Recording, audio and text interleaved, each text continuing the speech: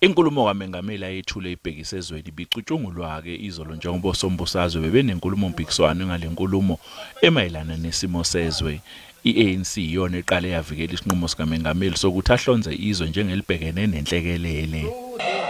Government has the responsibility to cushion all citizens with incentivizing and subsidization of solar roof panels. Vandalism of infrastructure and stealing of cables is tantamount to sabotage and counter-revolution. In January 2023, the leader of the Democratic Alliance made a bold statement that will support declaration of the state of disaster on the emergency and the energy crisis. That was the 31st of January. Then when the state of disaster was declared on the 9th of February, the same leader of the Democratic Alliance came back and said, we'll take the government to court for declaring a state of disaster.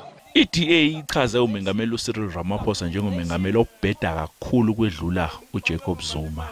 To quote one of the ANC's favorite thinkers, Karl Marx, history repeats itself, first as tragedy and then as farce.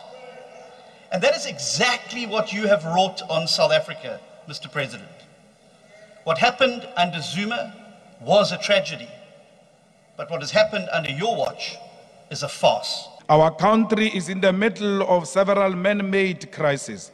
The man who's currently at the center of South Africa's crisis is a full-time businessman, animals trader, possibly a puppet of both the domestic and global capitalist interest, who has said that the job of president for him is a part-time job, Mr. Cyril Ramaphosa.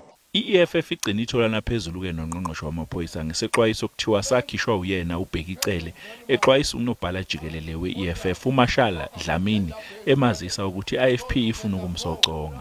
Lenkulumo mpikiswano izoqhubekana namhlanje kanti umengameli uRamaphosa uzophendula kusasa.